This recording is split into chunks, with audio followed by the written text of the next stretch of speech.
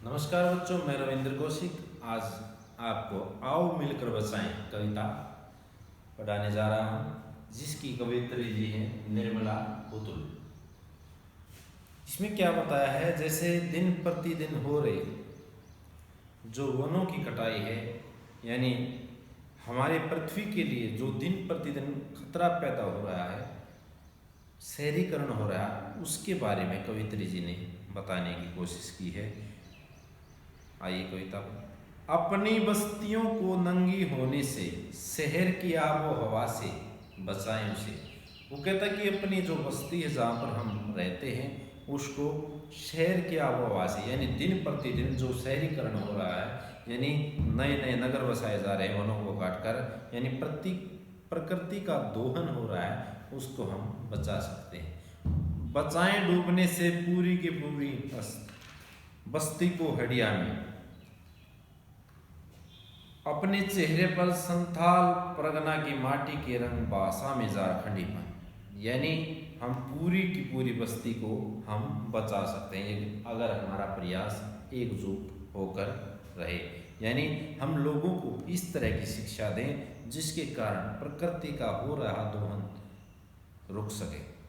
इसमें कवित्री कहती है कि हम बस्तियों को मानव और वनस्पति रहित होने से बचाएं, या प्रकृति के लगातार हो रहे विनाश के कारण जो उजड़ती जिंदगियां हैं, उनके बारे में कवित्री जी ने अवगत कराया है। यानी इसमें कवित्री जी कहना चाहती है कि हमारी कोशिशों से ही भाषा में अपने क्षेत्रीय झारखंड के प्रभाव को हम बचा सकते हैं। हमारा कर्तव्य है कि हम आदिवासी समाज के अस्तित्व और उनकी खुशियाँ और उनकी भाषा को कायम रखने की कोशिश कर सकते हैं, यानी उनके जीवन की हम रक्षा कर सकते हैं। भाषा में झारखंडी पुट, यानी झारखंडी पुट के बारे में बताया, यानी वहाँ के लोगों के बारे में, वहाँ के लोगों की दिनचर्या के बारे में बताया गया है। यहाँ बिल्कुल शांत रस का प्रयोग किया गया है। इसमें ठंडी होती दिनचर्या में जीवन की गर्माहट, वो कहती है कि प्रकृति के विनाश के कारण विस्थापित हो रही आदिवासी जातियां के प्रति अपनी चिंता व्यक्त करती है कि जो आदिवासी जातियां लुप्त होती जा रही हैं। जीवन की गर्माहट, यानी उनके हृदय के अंदर जो उत्साह, उमंग जो उत्साह, वो दिन प्रतिदिन कम होता जा रहा है, क्योंकि उनके जो आवास स्थान है वो छीने जा रहे हैं। किसके द्वारा? हम जैसे लोगों के द्वारा ही। मन का हरापन, भोलापन दिल का, यानी उनके मन की खुशहाली, हरापन से मतलब यह कि मन की खुशियाँ, भोलापन यानी उनकी मासूमियत, अकड़पन, जुझारूपन, ये किसी काम के प्रति, किसी बात को लेकर रुसवाई से तन जाना, उसको कहते हैं अकड़पन। जुझारूपन, संघर्ष की प्रवृत्ति, यानी जीने के लिए जो संघर्ष करते हैं, ऐसी प्रवृत्ति को हम क्या कहते हैं? जुझारूपन। वो कहता है कि उनके अकड़पन, जुझारूपन भी भीतर की आग, धनुष की डोरी, यानी उनके जीवन के बारे में बताता है। बताते हुए कहती है कि जो उनके जीवन में, दैनिक जीवन में जो दिन प्रतिदिन वो कार्य करते हैं, उनके बारे में बताती है।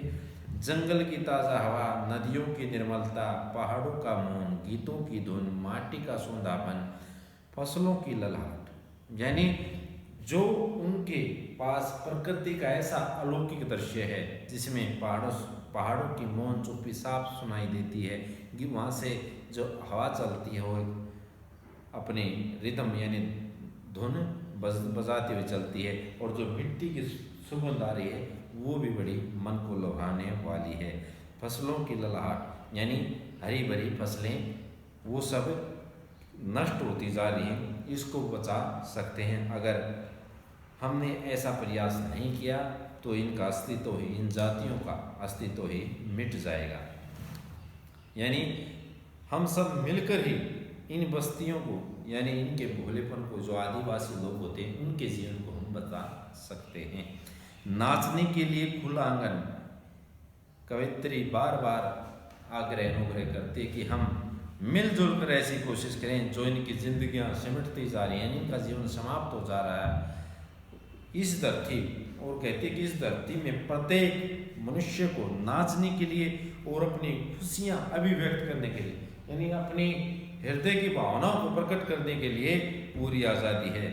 गाने के लिए गीत, हंसने के लिए थोड़ी सी, उपमा अलंकार का प्रयोग किया इसमें, थोड़ी सी खिलखिलाहट, रोने के लिए मुट्ठी भरे गान, बच्चों के लिए मैदान, खुशियों के लिए हरी हरी घास, पुनरुक्ति प्रकाश अलंकार का प्रयोग किया है हरी हरी में, बूढ़ों के लिए पहाड़ों की शांति। यहाँ पर कहता है कि हमारी कोशिशों से सभी के चेहरों पर थोड़ी सी खुशी आ सकती है अगर हम मिलकर अपनी कोशिशें करें।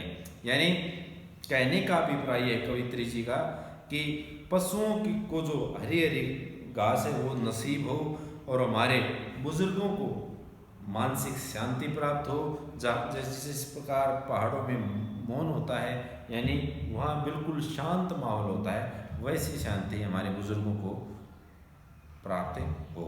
वो कहता है कि कवित्री आज वातावरण के प्रति चिंतित होकर अपनी हृदय की जो भावनाएं व्यक्त कर रही है कि इस प्रकृति के विनाश के कारण बच्चों, बूढ़ों, यहाँ तक कि पशुओं को भी उनके लिए ज़रूरत की आवश्यकताएं, ज़रूरत की जो वस्तुएं हैं वो नहीं मिल पा रही, यानी उनके लिए उन्हें अपेक्षित वस्तुओं की प्राप्ति नहीं होती जिन चीज़ की उनको अपेक्षा है।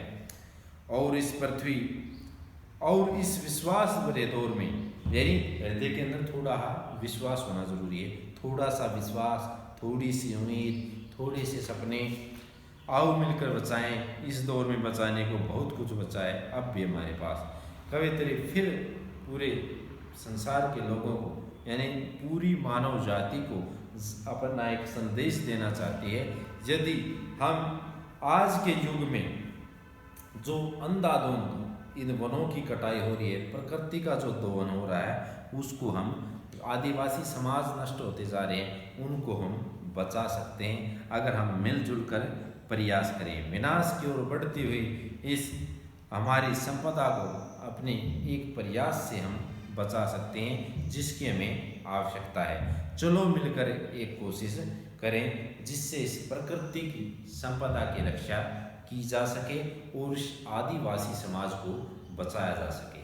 आशा करता हूँ कि कवित्री द्वारा जो संदेश दिया गया है उसे भी आप भी समझने की कोशिश करेंगे और अपने जीवन में भी उतारेंगे कि हमें ज़्यादा से ज़्यादा वृक्ष लगाने चाहिए और हमारी जो प्रकृति है उसकी रक्षा के लिए भी हमें भरसक प्रयास करना चाहिए जितना हमसे बन सके। यदि हमारी पृथ्वी सुरक्षित है, प्रकृति सुरक्षित है, तो हमारा जीवन सुरक्षित है। आशा करता हूँ कि आपको ये कविता समझ में आ गई होगी। जय हिंद, जय भारत।